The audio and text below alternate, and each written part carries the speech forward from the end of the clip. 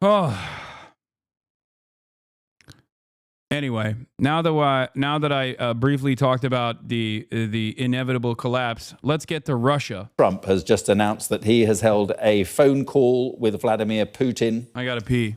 They covered issues on the Middle East, energy, artificial intelligence, but the concentration of that conversation was Ukraine. And Donald Trump said they discussed that they agreed they wanted to stop the war, stop the deaths in the Russia-Ukraine war. They have agreed to visit each other's nations. Trump has said he will call Zelensky in the very near future, and he said that he and Putin agreed to have respective teams start negotiations immediately. There you can see Donald Trump now posting on it. We both agreed we want to stop the millions of deaths taking place in the war with Russia and Ukraine. And President Putin even used my very strong campaign motto. He says, common sense. We both believe very strongly in it. And he said we agreed to work together very closely, including visiting each other's nations. We have also agreed to have our respective teams start negotiations immediately. So a highly significant moment. Donald Trump is wasting no time. He's been involved in the Middle East. He is now getting involved in Ukraine. Let's bring in our international affairs editor, Dominic Waghorn. And so, Dominic, it seems that the negotiations are going to get underway pretty soon. Yeah, I mean, this is a bombshell notification from Donald Trump from the White House following a bombshell speech by his defense secretary in Brussels. But just to reiterate, because it is very significant, Mark, is what he's saying here, saying that after this 1.5-hour phone call, we agreed to work together. He is saying, the American president agreeing with the Russian leader, very closely, including visiting each other's nations. And the Kremlin has, in the last 5 minutes or so, confirmed that Putin and Trump have agreed to meet. Not quite sure where, but there will be, it seems, another Trump-Putin summit. We've also agreed, the White House, or Donald Trump is saying there, to have our respective teams start negotiations immediately. And this is the significant bit also. We will begin by calling President Zelensky of Ukraine to inform him of the conversation. So that's a break. You know, we have seen all day efforts by not just John Healey, the British Defence Secretary, but other members of NATO to kind of stick fingers in the dike, the crumbling dike of NATO solidarity and unity after what Pete Hegseth said, the Defence Secretary there, trying to give the impression that there is still unity, whereas that impression, as I say, is crumbling because it's a break with what has been 3 years of firm and determination by NATO members to be united and behind the principle of not talking about Ukraine. Nothing is discussed about Ukraine without Ukraine. So we now have a break with that. We have the American president meeting on the phone, talking for an hour and a half with his Russian counterpart, not including Ukraine, discussing Ukraine. Putin will never allow Ukraine to join NATO, as he shouldn't. I mean, guys, America was never serious about Ukraine joining NATO. Other NATO nations were never serious about allowing Ukraine to join NATO. This is something that I've repeatedly talked about over and over again. Finally, for all the haters in the chat, admit Hassan was right. They're never going to admit that. Okay?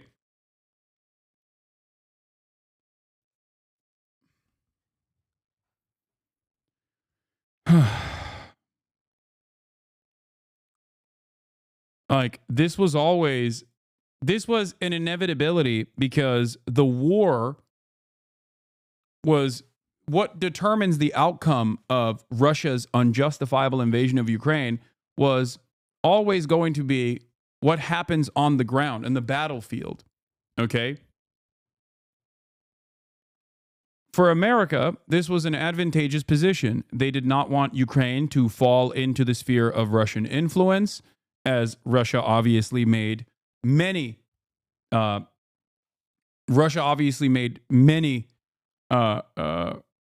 I wouldn't say demands, I guess, but like Russia definitely was invested in controlling Ukrainian politics. And Ukraine was consistently trapped between Russian sphere of influence and Western sphere of influence. Okay?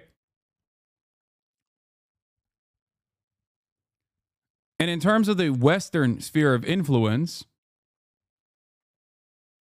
you thought Russia wouldn't invade Ukraine? Yeah, because I thought it would be a devastating predicament for all parties involved, which I was right about. I like that you're still pointing to this after history has shown time and time again that the numerous other instances where I said this is the opportunity to pull out and engage in ceasefire negotiations when leverage is in the hands. Like, this is the most leverage Zelensky will ever have. It's a great opportunity. It turns out I was right. It's not about whether I'm right or not, okay? So many people have died since then, and the inevitable outcome is still the same. It's crazy that 3 years in, you're still holding on to this insane thing. Now, listen. America's interest in Ukraine always was the same interest that we've had elsewhere. Okay? Extraction of natural resources and forcing the government to basically privatize whatever key sectors they still controlled or regulated. Okay? And buy it or forcibly sell it off to foreign investment for pennies on the dollar. Donald Trump's difference here, okay? Well, you just said you were right when you were wrong, so of course people won't drop it. Wait, what? No, I admitted I was wrong instantly. I even apologized for it. What are you talking about? I'm stating that the analysis that led me to make this false prediction relied on me assuming that Vladimir Putin wasn't a fucking madman. I think you're failing to understand how words work, okay? I can't understand how you can also come in here and still fucking say this when everything else that I've said since then has basically become reality. There was no need for an apology, really, but I think I should have apologized once again for being super smarmy about my position.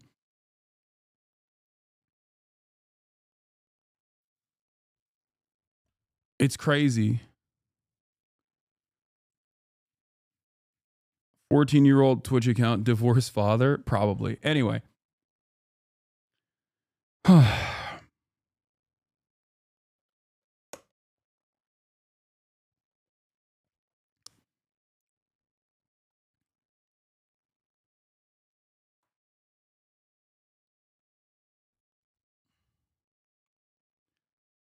It's insane how much this comes up because it's like the one crumb they have over you being actually incorrect about something. I know.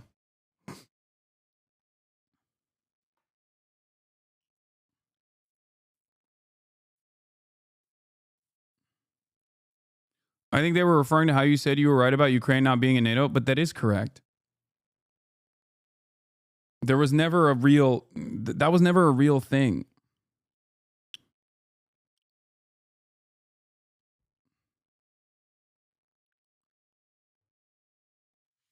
Anyway.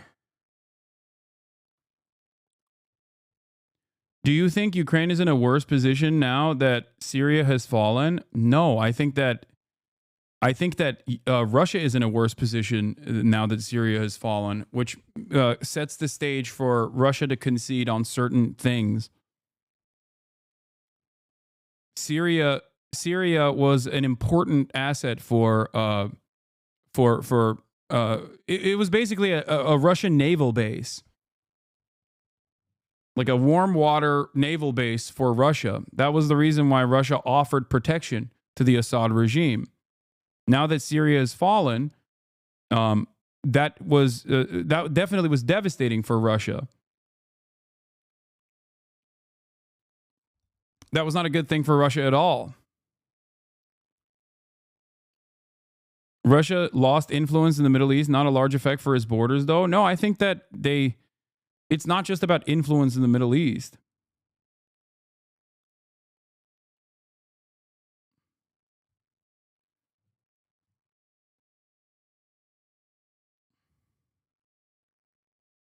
They kept the naval base in a deal with liberal Al Qaeda. No, it doesn't matter. They still have it, but they pulled so many of their troops. And that base is never going to be in operation in the same way that it was when Assad was exclusively reliant on Russia for protection.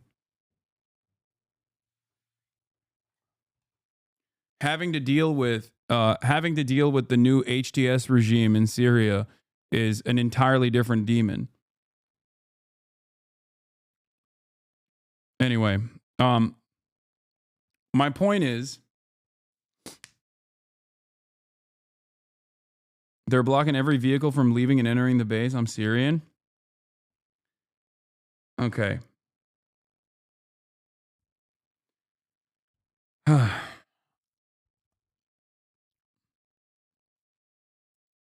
How does Russia having a naval base in Syria even help them at all? I mean, Russia's climate is ultimately very cold.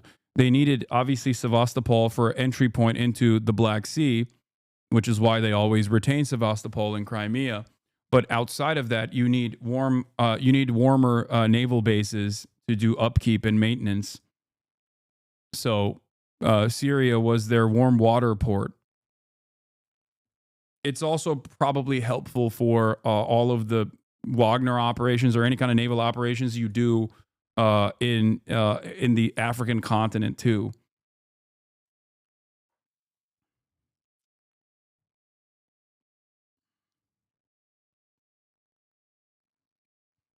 I'm sure they'll look for alternative naval bases now if they haven't done so. I'm not entirely sure on Russian naval operations. I'm not up to date, but ultimately, Donald Trump, once again, did exactly what he has done so far. American foreign policy is uniparty. Donald Trump basically just says the quiet part out loud, where he said, yeah, we're going to continue defending Ukraine, but we want this to, come to an end.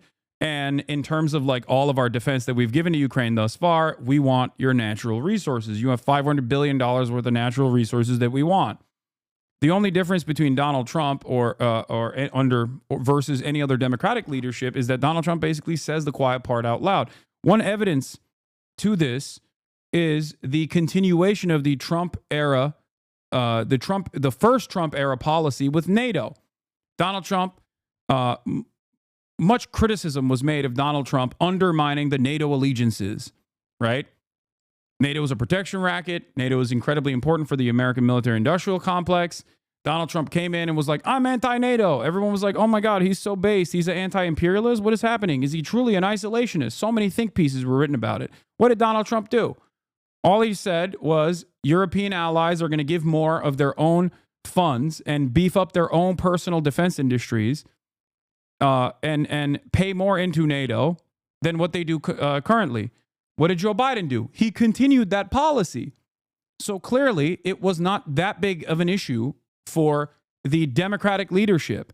If it was, they would have reversed that decision. They never did. Donald Trump is back again, demanding more from European partners, okay? Saying they need to invest more into their own defense. Okay? It's like in times where I guess the mafia is experiencing an economic downturn and their protection racket, they go back to the storefronts that they're quote unquote defending and turn around and say, you got to give me more money now. Okay? You got to give me more money now. You got to buy from my own providers even more now. Okay? It's a shakedown. That's what it is. It's not actually supposed to destroy NATO. Donald Trump is not an anti-imperialist or whatever. He's not anti-NATO. He can't be anti-NATO. NATO is very important for American global dominance, but also on top of that, NATO is very important for the military-industrial complex. Okay? So clearly, he is not going to deviate that far from, whatever the prior administration's policies were, because foreign policy always is uniparty. So basically, That's what's happening here as well. The only difference is Donald Trump will openly say insane shit, okay? And also simultaneously say the quiet part out loud. That's the major difference. Biden was never going to come out and be like, we want your natural resources, Jack. Well, Biden wasn't going to say anything. He would say, hubbubba, I did NATO and AUKUS. He would never turn around and be like, Zelensky, you got to give us your natural resources. The Finlandization of NATO. I NATOize Finland. That's what Biden would say. Okay?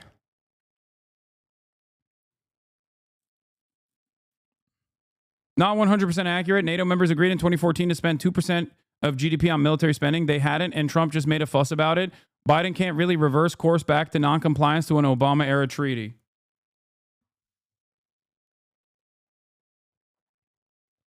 I mean, that even proves my point further, though, don't you think? That it's uniparty. So it's a 2014 era policy that Biden actually, that Trump actually enforced. And he now wants to increase that expenditure, individual expenditure of European countries or NATO alliance countries.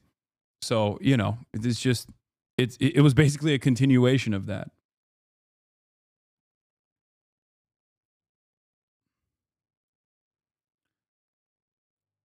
Yeah, they're agreeing with you, Law. No, I know. Well, sometimes that chatter is not always in agreement with me.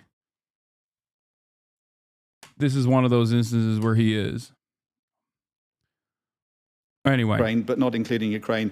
And only after that meeting, they're going to phone Zelensky and inform him about that meeting. That's significant. And also, I think the question that arises out of this immediately is when he says we've instructed our teams to start negotiations. What teams are those? Are these going to be bilateral negotiations between America? Is he talking about his team, the Americans, and the Russians discussing Ukraine's fate, or is that going to include Ukraine? A lot of questions out of this, of course, and we've heard from the Kremlin already. Dmitry Peskov, the Kremlin spokesperson, confirmed the call happened and saying they discussed issues relating to the exchange. The American side, he says it will fulfill all agreements reached related to the exchange. So the Americans seem to have made, Donald Trump seems to have made commitments in that phone call with Vladimir Putin that the Russians expect him to hold himself to. What are those commitments? Would Zelensky even agree to any deal that doesn't offer future security, such as joining NATO? Yeah. Dude. Yes. What do you mean? I can't... I tried to explain this for the past 3 years to a lot of chatters who did not understand what I was saying whenever I said, Ukraine has no choice in this matter, okay? Autonomy for Ukrainians is simply a thing that the Democratic Party presented in an effort to say, no, we're doing this for Ukraine. When the real reasons why they were doing this, beefing up support for Ukraine, was not because of the morality of the situation, although Ukrainians are on the right side, okay, morally. They are the ones that are invaded, obviously, and it's understandable to not want to be fucking invaded. The American government's interest in Ukraine had nothing to do with morals. The American government does not operate on a moral boundary, okay? They don't care about the morality of a situation. I mean, look at Israel. Obviously, they don't give a shit, okay? It's the exact reverse, if not worse, dynamic, and America is completely on board, okay? No government actually cares about morals when they're making foreign policy, when they're setting their foreign policy agenda. America's interests in Ukraine were, as Trump has also correctly pointed to, openly pointed to, natural resources, extraction of natural resources, and also the privatization of government sectors that can be sold off to foreign capital. Okay? And they have done that already. And also, simultaneously, while they're doing that, that is what they always wanted. But beyond that, they also wanted to use Ukraine as a fantastic opportunity to undermine a foreign adversary's military while dumping off old refurbished weapon systems, while also testing new weapon systems in a battlefield okay, for improving their procurement strategies, dumping off their old weapons, so that the military-industrial complex could turn around and say, "Hey, we need more money. Look at our munitions. We're depleted." It's a win-win-win for American military-industrial complex and American profiteers in general. The people that obviously lose are the Ukrainian population, as always. And it's not like this was hidden. They openly stated it. Both Elizabeth Warren and Lindsey Graham have time and time again routinely admitted that Ukraine was incredibly beneficial for American interests. For 5% of our military budget, we were able to undermine the foreign adversary's military by 50% without a single American soldier dying in the process. I'd say that's a good bargain. That's what Lindsey Graham said in between talking about Israel. Okay, Elizabeth Warren said that too. Anyone that is involved in any way, shape, or form with foreign policy openly recognized what the truth was. It was never about actually allowing Ukraine to be a part of NATO or anything like that. That was just a way to sell the concept.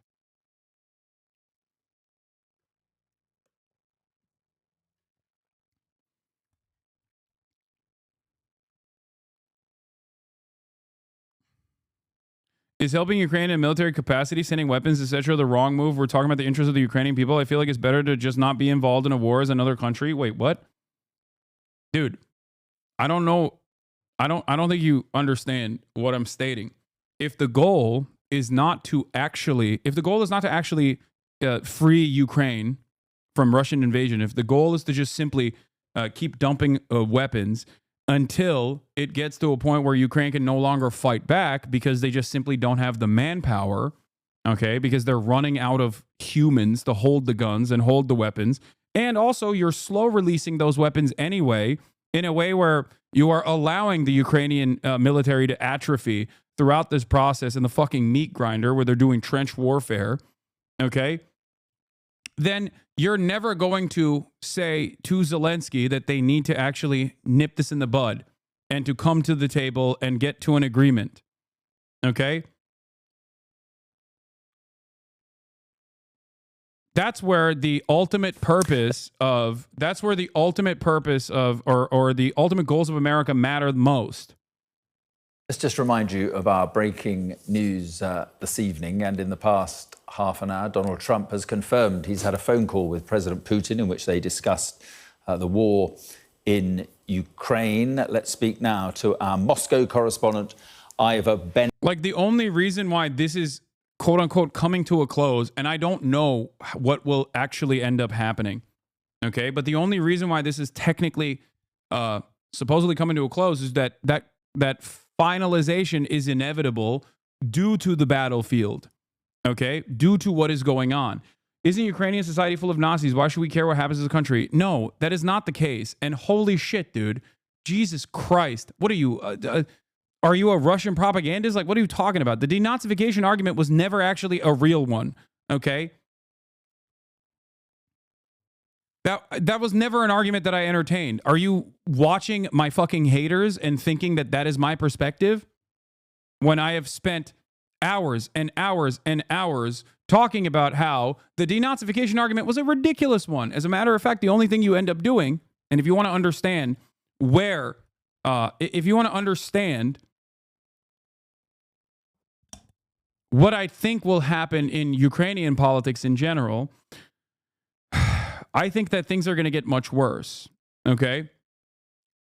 I think that Zelensky will probably be seen as an ineffective leader that sold off the country, and that much more rabid ultranationalists will inevitably seize control over the entirety of the nation, and that Ukraine will be infinitely more right-wing than it was in this process. He might even get fucking assassinated.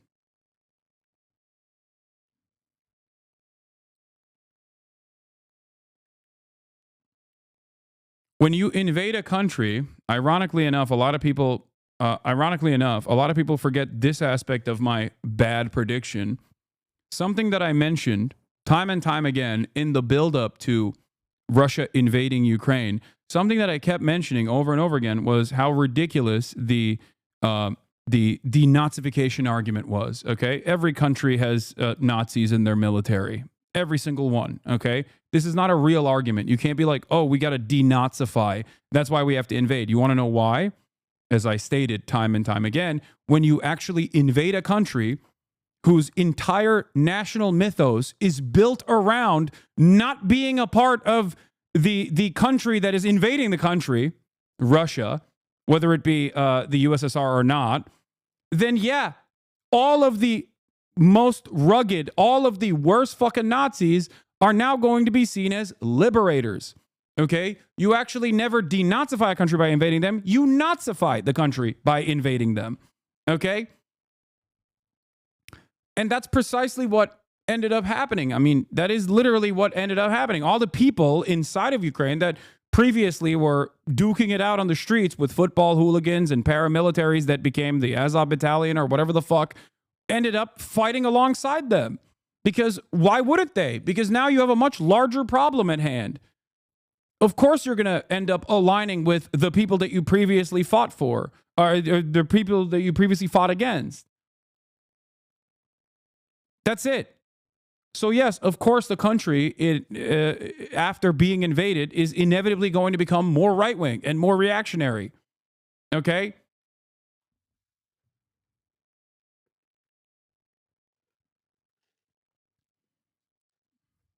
Also, speaking of which, you obviously have Nazi fascists on the Russian side as well. So that's another ridiculous argument.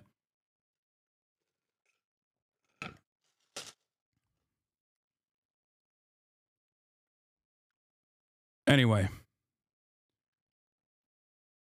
Donald Trump has also said that I'm okay with that. Trump says the taking of Ukraine's membership in NATO off the table. I don't think it's practical. He says he knows Hexit made a statement today saying that he thinks it's unlikely or impractical. I think that's probably true. U.S. will still send aid to Ukraine, but we want it secure, Trump said.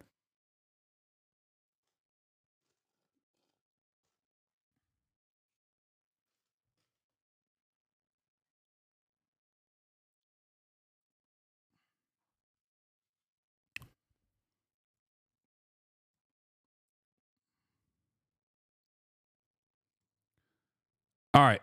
Let's get to some of the analysis. Let's talk about what's going on, and it'll give you more of my thoughts on this issue. And Ivor, we've heard from Donald Trump, of course. What is the Kremlin making of this? I see, as I speak to you, that they've just issued a statement. Do you have that statement?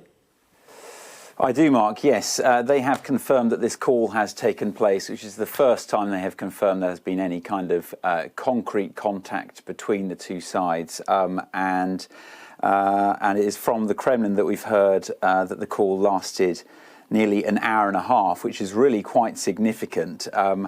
The statement has come from the Kremlin spokesperson, Dmitry Peskov. He has said a phone call between President Putin and US President Donald Trump has recently concluded. It was a very long telephone conversation. It lasted almost an hour and a half. He said that they discussed a number of topics, principally the exchange of Russian and US citizens. Yesterday, of course, was the start of that, with this former school teacher, Mark Fogel, leaving Russia with Donald Trump's Middle East envoy, Steve Witkoff, after a surprise secret visit from him to the Russian capital. And we understand that a Russian national is on their way back to Russia, but that still hasn't been confirmed by the Kremlin. That wasn't confirmed in this statement. But Mr. Peskov went on to say that the US president assured the American side would fulfill all the reached agreements, which by that he means, of course, that he believes that the Russian prisoner in the US will indeed be released. Now, on the key topic of Ukraine and peace negotiations, Mr. Peskov said that President Trump spoke in favor of the rapid cessation of hostilities and the solution of problems through peaceful means. President Putin, for his part, mentioned the need to eliminate the root causes of the conflict and agreed with Trump that a long-term settlement can be achieved through peaceful negotiations. I think one thing that really sticks out in this statement, I'm just reading it for the first time now, at the bottom it says, the Russian president invited the US president to visit Moscow and expressed readiness to receive American officials in Russia regarding areas of mutual interest, including... I will once again reiterate the position that I maintained throughout the entirety of the Biden administration. The notion that you would never actually talk to Vladimir Putin, the notion that you would never actually force Vladimir Putin and China to the negotiation table was a fucking idiotic one. And it was also a lie anyway. They literally did negotiate with Vladimir Putin when they talked about hostages. They literally did that. They did. The idea that they were never going to talk to Vladimir Putin because they're evil, and Vladimir Putin is fucking evil, all right? Make no mistake. I'm not saying he's a good guy at all. But the idea that they were never going to come to the table and have a conversation was fucking insane. It's insane. Foreign policy demon, by the way. Mr. Foreign Policy. So awesome. Including the topic of Ukrainian settlement. Now, this would be really quite something if Donald Trump, a sitting US president, came to Russia given every... But what do you want the West to do, though? I get their motives are crooked. So what then? I mean, there are multiple different exit ramps that could have been enforced time and time again before coming into any sort of invasion, okay? Whether it be the continuation of the Minsk agreements and the enforcement of the Minsk agreements with a unilateral commission designed to make sure that the Minsk agreements were actually being followed through. That would have been great, okay? That would have been incredible. That would have been the number one thing to do.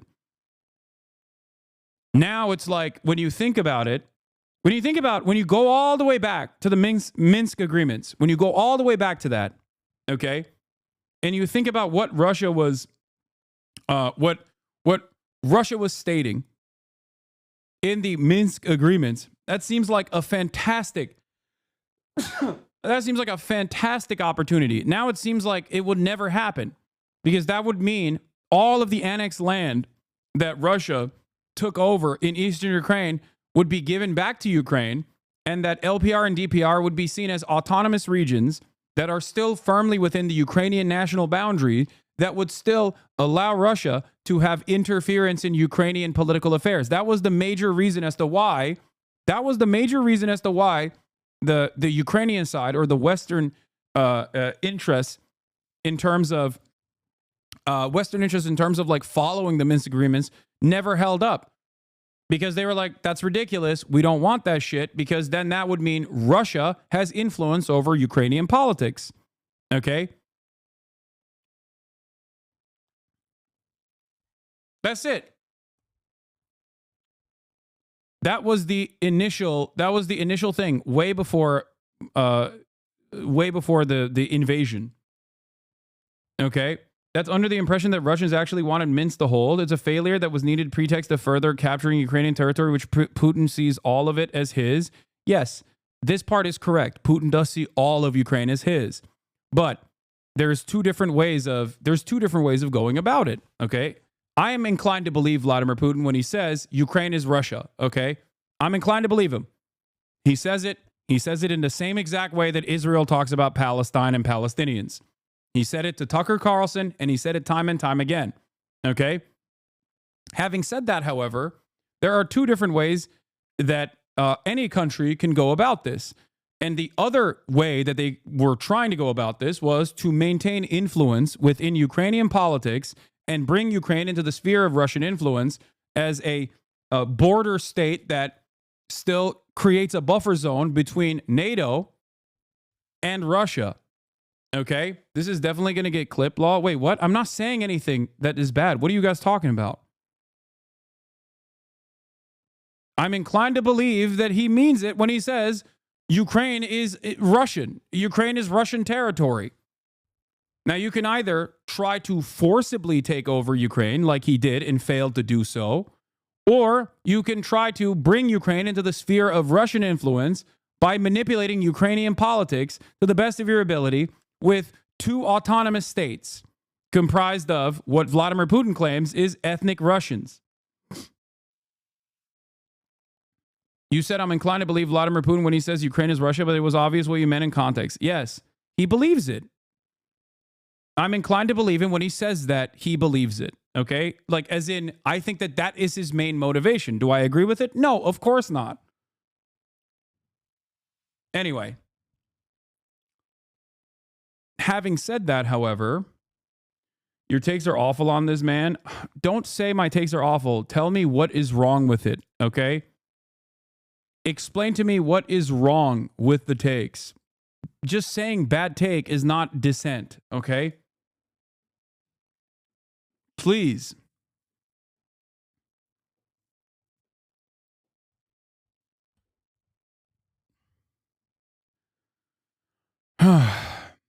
In any case, what happened to your W banner? Oh. Here. Sorry. I turned off my banner yesterday because it was messed up. I don't know why.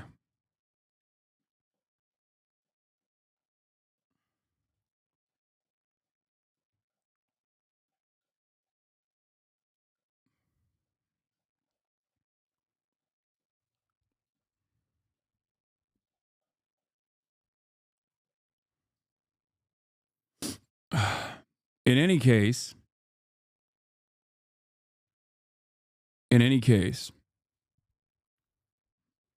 hold on. Then, once Russia invaded Ukraine and went all the way to Kyiv and got pushed back due to a lot of support and a lot of defense from Western nations, NATO nations specifically, okay,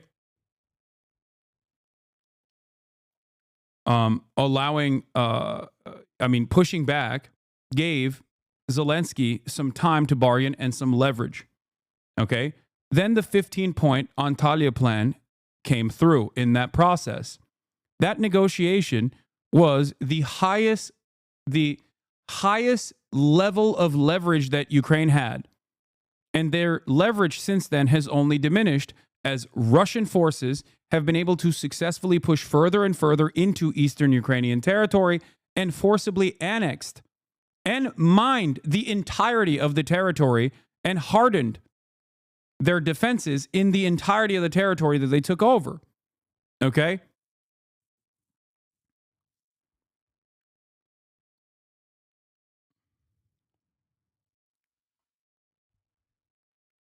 At that point, that was an exit ramp. And I gave credit to Zelensky as well in terms of the way that he wanted to bargain. Okay, dude, people aren't going to give up their land. Imagine if some country took over 30% of Turkey, you'd be on the front lines. You are delusional if you think that I would do that. Okay, that's number one. Number two, I understand that. I do. I understand what you're saying. I wouldn't fight for Turkey if some country decided to take 30% of Turkey, but that part is ridiculous. But I understand why people would. I understand why people would fight to rid their national boundaries of invaders. Okay? The problem is, what happens when you run out of people?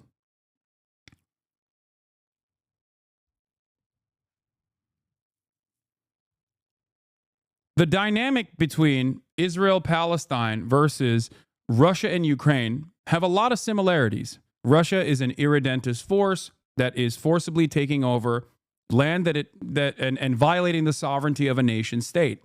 Okay? Israel is the settler colony that is dominating the indigenous population. But one key aspect of this is that we control all the cards in terms of what Israel can and can't do. We do not control all the cards in terms of what Russia can and can't do. All we can do is try to force Russia to incur penalties for invading Ukraine. Do you understand? So the negotiation process is entirely different. That's it. That's simply my position. Okay? We have virtually, we can tell Israel to stop tomorrow and they would be forced to stop. We can't tell Russia to stop because Russia is a foreign adversary. Its entire economy and its entire statehood relies on being outside of the American sphere of influence. There's still leverage, and America has pulled on those points of leverage to the best of their ability. But of course, we don't have the same level of control over Russia as we do over Israel. So the dynamic is different in terms of how you negotiate.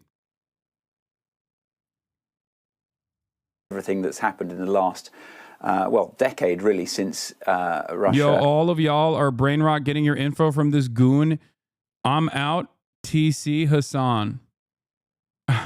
Annexed Crimea. The last. Nah, you only defend Russia because you're a communist like Putin? Yeah, exactly. Vladimir Putin is definitely a communist and not an authoritarian kleptocrat who is very much a capitalist. And I'm certainly defending Vladimir Putin. Last US president to visit Moscow, visit Russia, was Barack Obama in 2013, and that was for a G20 summit. So that would really be quite something. And President Trump, in his statement, actually said that I think he reciprocated. I think he also extended an invitation to Vladimir Putin. Let's see if that happens. I think that's quite some way off. But clearly, already we've actually seen an American official here in Moscow. That was Steve Witkoff yesterday, to arrange this prisoner release. The start, it seems, or the first piece of the puzzle in this wider negotiation of Ukraine. And the starting gun clearly has now been fired with this very lengthy phone call between these two leaders. And it seems like the first of many. Yeah, and one of the bits that sticks out for me. What should the West do? Force every party involved in this, including China, to the negotiations table and set up a treaty for permanent security. That's what America should have done from the jump. But considering that our goals were not actually to stop Ukrainians from dying, and our goals were to simply give them older weapons, a slow process of sending our older weapons to Ukraine, and maybe test out some new ones as well, experimental technology too. We didn't want that at all. A treaty with Russia, yeah, okay, bro, that's useful. I will never stop maintaining the position that all wars end with treaties. Okay? That's how war ends. That's it. And the best possible moment to push for a treaty is when your side has the highest leverage, the highest amount of leverage. Okay? No, it ends with people actually, choosing to stop fighting. Oh my God. Okay. You don't push for a treaty when all of your manpower is dead. You're forced into it when all of your manpower is dead. When you have the highest level, of leverage, you go into the table and you say, "Here, we're going to put a stop on this. We're going to implement a ceasefire." Even if neither party is truly interested in a cessation of hostilities. I've maintained the position over and over again that even if Russia were to not follow through on their side of the bargain, you're still back to square one. You're still in a defensive posture. You still engage in military action. But that's what you've been doing anyway. Iran treaty was useful, right? With USA, not even Russia. What? The Iran denuclearization agreement was an incredible achievement. What are you talking about? Do you think I'm anti-Iran denuclearization agreement? If America had actually followed through on their side, yes, we broke that treaty. Iran didn't. Donald Trump very famously broke that treaty. Are you in favor of Donald Trump's actions in throwing aside the Iran denuclearization agreement? What are you talking about?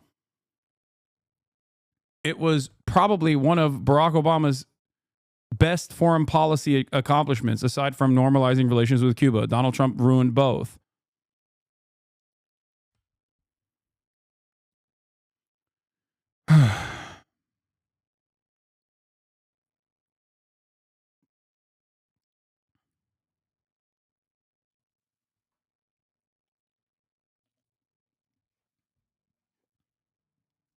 Anyway. Is where Putin says in this statement, or Peskov says in the statement about Putin, that for his part, he mentioned the need to eliminate the root causes of the conflict.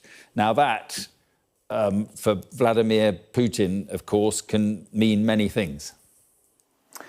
Yeah, for Vladimir Putin, according to him, the root causes of this conflict is not Russia invading Ukraine. It's not Moscow's aggression. He has always claimed in the last 3 years that it's NATO's fault. It's NATO's historical eastward expansion that forced Russia's hand, in his terms, to fight a defensive war. That's how it's portrayed here, and it has been for the last 3 years. They've built this narrative around the war to claim that the West is the aggressor, Russia is the innocent victim here. And clearly he's setting out the stall there, once again, ensuring that this is how these peace negotiations are viewed here in Russia. Because I think this is really interesting, actually, because when Vladimir Putin launched this so-called special military operation, which is how the war in Ukraine is still called here in Moscow, it's still presented as that. It's not called a war. It was supposed to be over in a matter of weeks, of course. It was supposed to be an outright victory. Peace negotiations, a negotiated settlement, is not how it was supposed to end, and yet that is not how it's being portrayed here in Russia.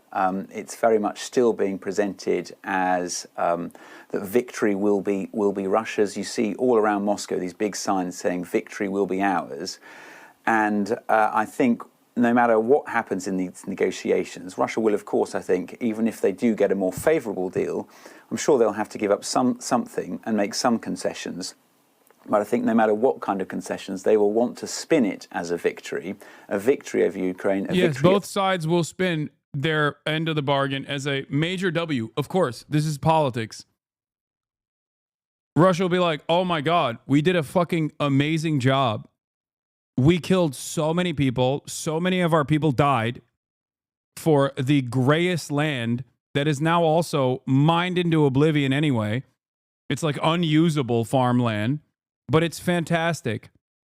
It's a great W for us. Of course they're going to say that.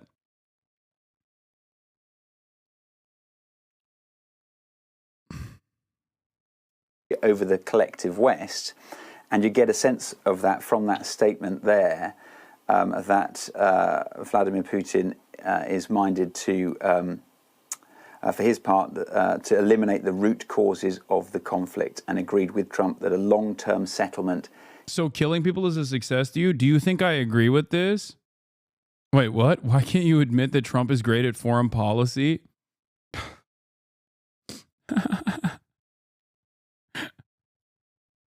I love that chatter. He's just, that guy has no opinions, okay? Just throwing shit at the wall, seeing what sticks. Can be achieved. He seems to be conflating these two ideas, that a long-term settlement will mean a victory for Russia because he's got NATO to back off. Yes, and to what extent we've been hearing about this swap of prisoners, and we heard a bit more about it from the Russian side today. To what extent has this kind of exchange of prisoners, which we didn't know was going to happen, or I don't think we knew was going to happen, to what extent has that sort of paved the way for the phone call even?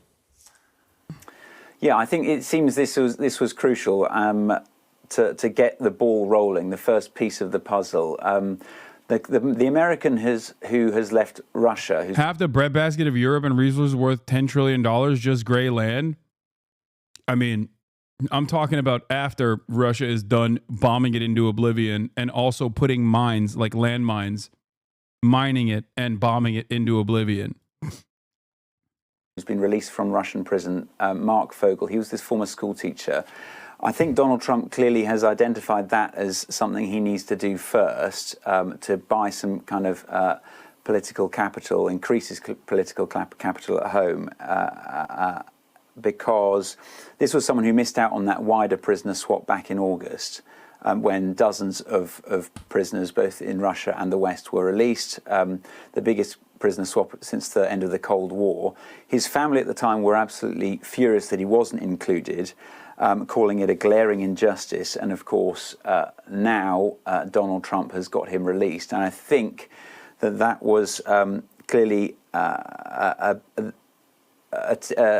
very important point to get the ball rolling. Yeah, this is also another aspect of this. It's so funny how Russia is claiming they got NATO to back off when 2 new countries joined NATO.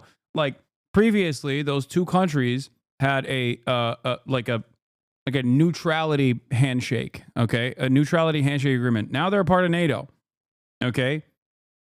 And on top of that, it's not like Ukraine was ever going to join NATO anyway, in the eyes of the NATO nations, which is a reality that they mention time and time again, even though a lot of people refuse to reckon with that reality. So ultimately, this wasn't a massive fucking W for Russia at all. Russia was able to show the world that, one, NATO is still very important, okay?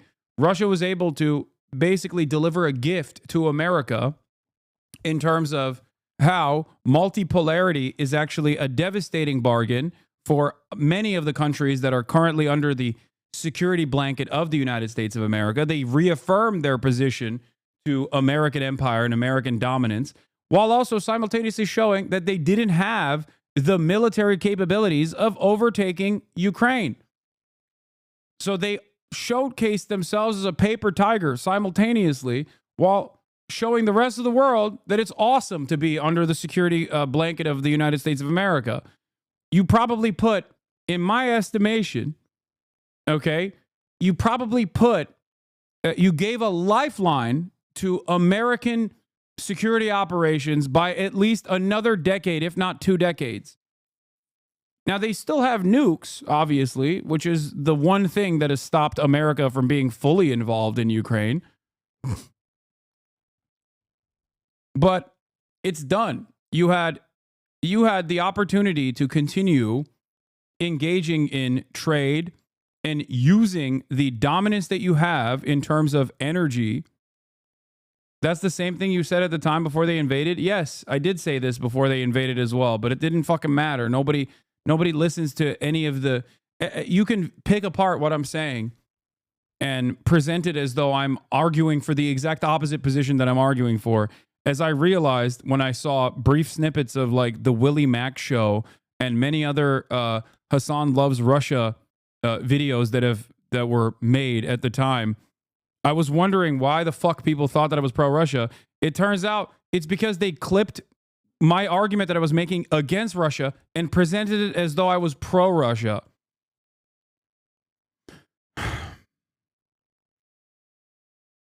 Why is your audio cancer? Is it?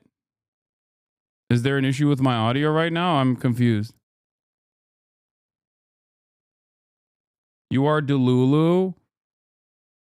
Do you know that Putin died and now is just a clone? They could have taken whole Ukraine in a few months if they wanted to. Yeah, they definitely didn't want to take the entirety of Ukraine. That's what happened.